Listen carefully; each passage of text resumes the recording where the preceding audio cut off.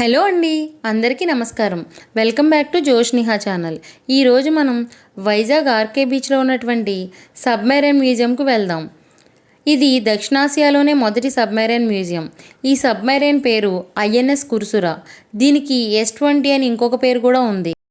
ఇది భారతదేశానికి చెందిన 4వ జలాంతర్గామి.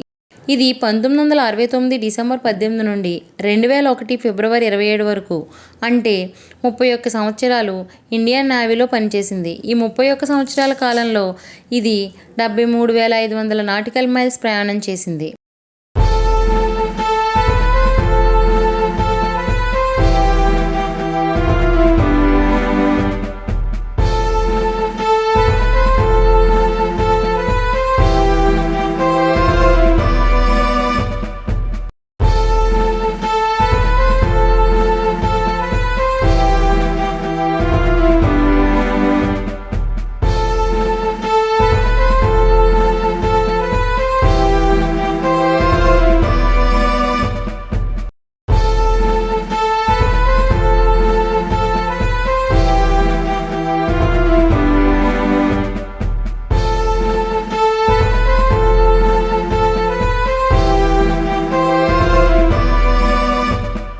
ఈ సబ్మెరైన్ 1971లో ఇండో పాకిస్తాన్ యుద్ధంలో పాల్గొంది.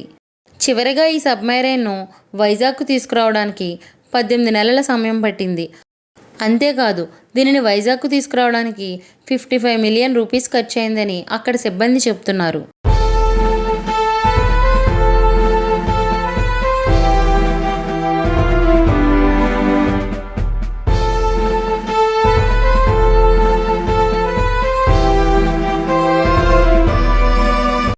ఈ సబ్మెరైన్ ఇప్పటికీ నౌకాదళం వారిచే డ్రెస్సింగ్ షిప్ గౌరవాన్ని అందుకుంటూనే ఉంది.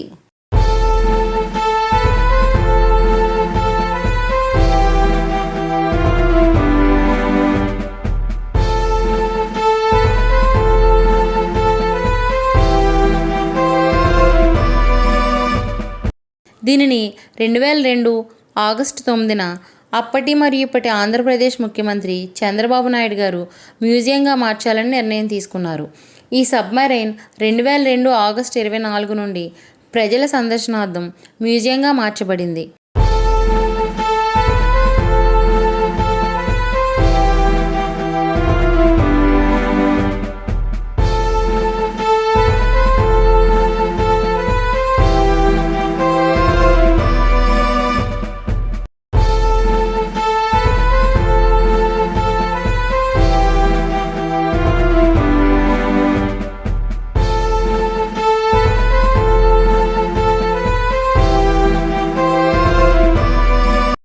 మనందరం రానా నటించిన గాజీ సినిమా చూసే ఉంటాం. ఆ సినిమా షూటింగ్లో ఉపయోగించిన సబ్మెరైన్ ఈ సబ్మెరైన్ను చూసే రూపొందించడం జరిగింది.